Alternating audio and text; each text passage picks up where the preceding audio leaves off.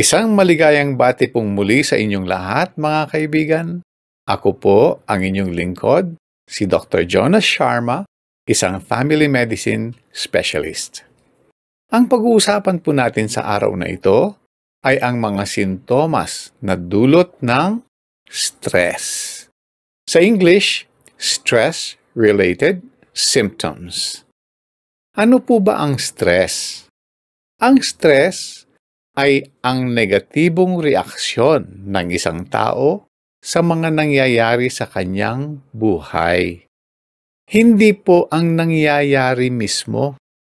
Kasi kahit maganda ang nangyari, ngunit ang pagtanggap ng isang tao ay negatibo, mapa sa isip, sa damdamin, o sa kanyang katawan, ito ay maituturing na stressor at magdudulot ng ilang negatibong epekto. Halos lahat, kung hindi man lahat, ng ginagawa ng isang tao ay buhat sa kanyang kaisipan. Huwag mamaliitin ang kakayahan at kapangyarihan ng isip. Madalas sinasabi, ito ay sa isip lamang. Hindi po ganon. Marami sa mga importanteng pangyayari sa mundo, kabilang na po ang mga gerang nangyayari ngayon, ay buhat po sa kaisipan ng ilang tao lamang. Sa kabilang banda naman, ang mabubuti ring nangyayari ay buhat din sa kaisipan, katulad ng pagmamahalan at pagbibigayan.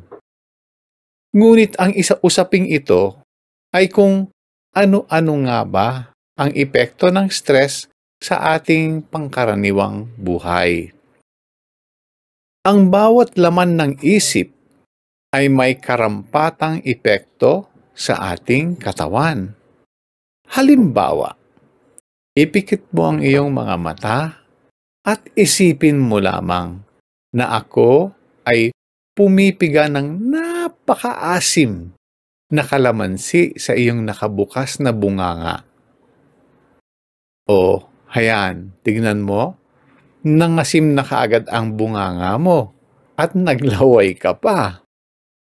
Yan po ang epekto ng isip sa atin. Kahit wala yung totoong kalamansi, kung hindi siya ay nasa isip lamang, meron na po kaagad epekto sa atin. Ngayon po, dumako na tayo sa ating usapin. Mayroon pong tatlong basic na uri ng stresses.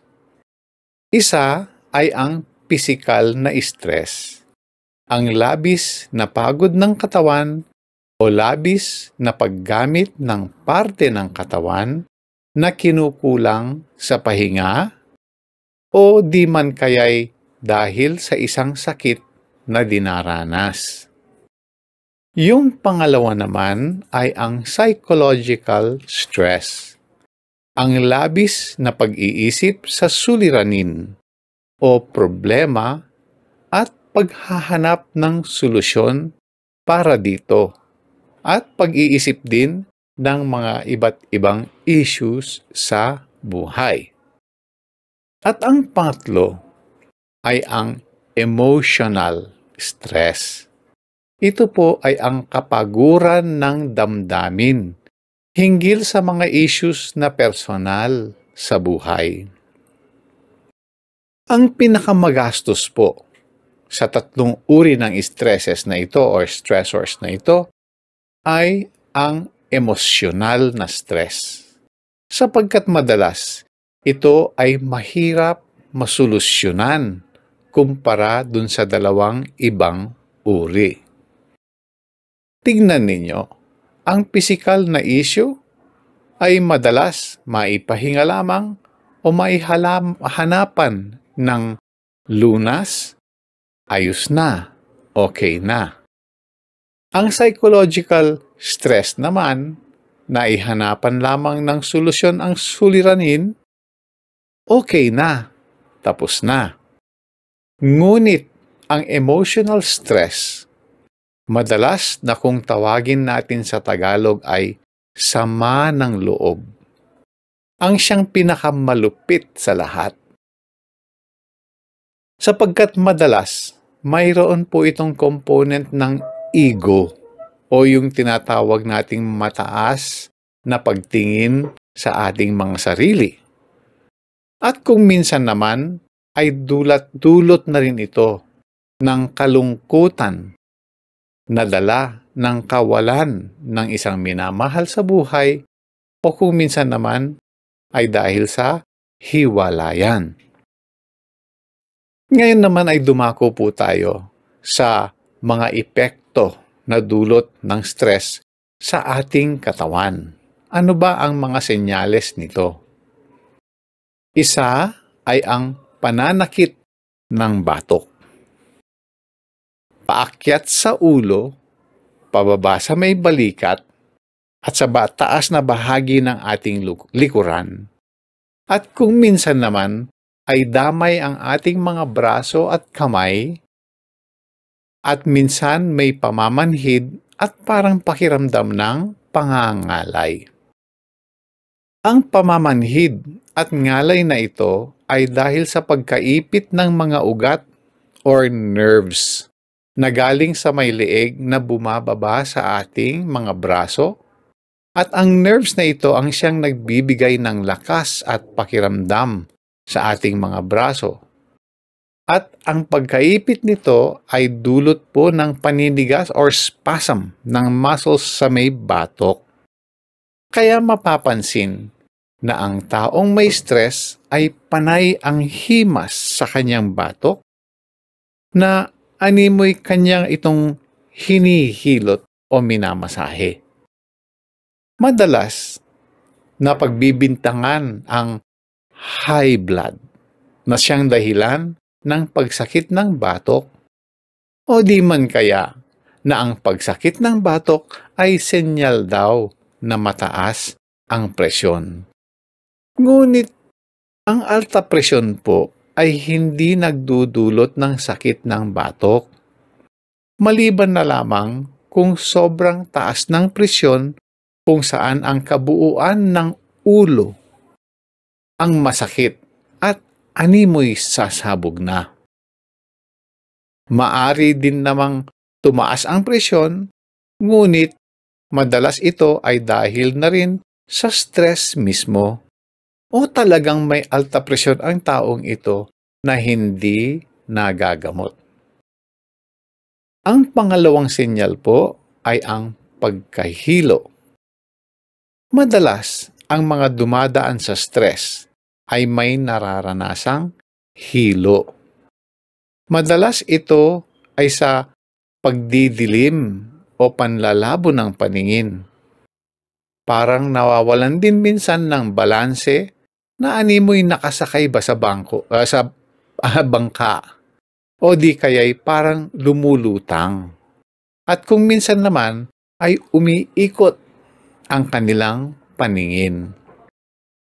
Minsan ay halos hindi na makabangon sa higaan at kung minsan naman ay may kasamang nasusuka o tuluyang sumusuka.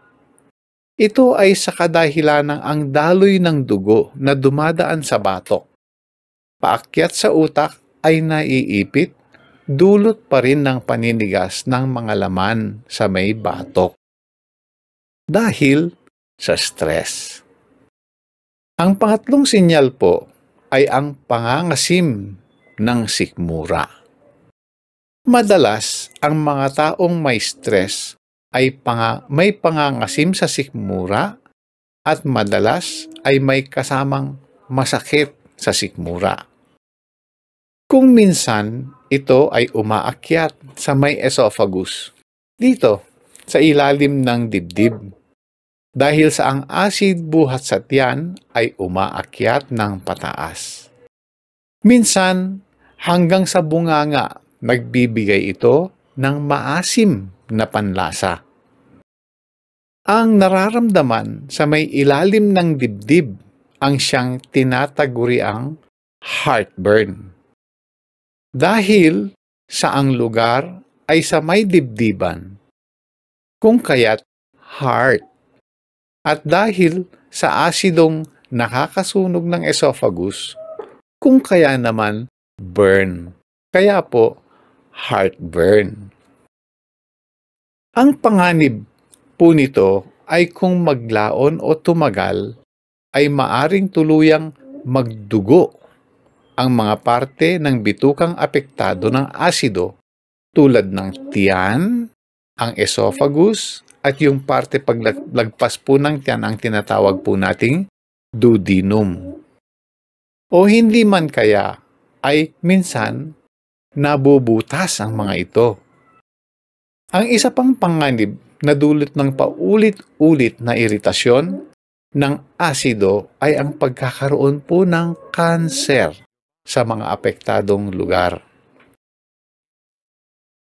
Pang-apat na epekto ng stress ay ang psychological na abnormalidad, katulad po ng depression o labis-labis na pagkalungkot, na kahit lumipas na ang dahilan ng stress, ay nandiriyan pa rin ang pagkalungkot. Ang kapasidad ng tao na apektado upang gampanan ang kanyang pang-araw-araw na gawain ay naapektuhan na rin. Dahil sa stress, maaari din magkaroon ng bagong sakit, katulad po ng diabetes, sakit sa puso, alta presyon, psoriasis, asthma, at pagbagsak po ng resistensya. Mababang enerhiya o panghihina ay isa pang dulot ng stress. Ang stress ay malakas mangonsumo ng enerhiya, at kung kaya't ang taong may stress ay madalas nang hihina at pumapayat dahil madalas na walang ganang kumain ito at kulang sa tulog. Kung minsan naman ay tumataba, kabaliktaran naman, dahil ang maasim na asido sa tiyan ay nagbibigay ng pakiramdam ng gutom. Kung kaya't panay ang kain nila. At kung minsan naman, doon nila kinukuha ang ligaya sa pagkain ng mga masasarap. Kaya po, ang stress ay hindi dapat ipinagsasawalang bahala. Ang stress po ay nararapat na siniseryoso at binibigyan ng pansin. Ngayon po, ano po ba ang solusyon dito?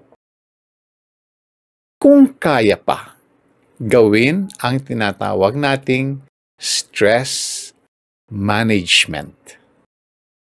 Ang sumusunod ay isa lamang sa prinsipyo na makakatulong ng malaki kung ito ay magagawa habang maaga pa. Eto na po. Baguhin ang kayang baguhin. Ang hindi kayang baguhin ay tanggapin. Sa madaling sabi, baguhin ang dahilan ng stress upang mapagsilbihan ang iyong kaligayahan at maibsan ang kalungkutan o galit o kapaguran. Kung kinakailangan naman at kung hindi mo mabago ang dahilan ng iyong stress, baguhin mo ang iyong pananaw hinggil sa isyong iyong hinaharap at tanggapin ito. At parang isang milagro, lahat ay magbabago at bubuti din. At kung kaya mo namang ensayuhin, ang iwasan ang agarang reaksyon sa mga pangyayari o issue. Yung tinatawag natin minsan knee-jerk reaction. Maglaan lang ng sapat na panahon upang pag-isipan ang nararapat mong gawin sa isang sitwasyon, upang sa gayon ay maiwasan ang stress kung di man ito ay mami-minimize mo. Tungkol sa mga sintomas na kinakailangan ng kagamutan, pinakamaigi ang sumangguni o kumonsulta sa inyong ginigiliw na doktor upang magbigay ng nararapat na gamot ayon sa iyong pangangailangan at gaya ng aking laging sinasabi, ayon sa iyong biological profile. Ang iyong doktor din ang siyang magsasabi sa iyo kung kinakailangan na ba nating kumonsulta sa isang psychologist o isang clinical counselor upang maituwid ang kondisyon ng iyong kaisipan at damdamin. Tandaan po natin na ang bawat tao ay may kani-kanyang katangian, kung kaya't ang gamutan ay naaayon sa pangangailangan ng bawat tao. Isinasaalang-alang ang benepisyo at kaligtasan ng bawat isa. Atin pong tatandaan, daig ng maagap ang maaga. Maraming salamat pong muli. Ito po ang inyong lingkod, Dr. Jonas Sharma. Magandang araw po sa inyong lahat.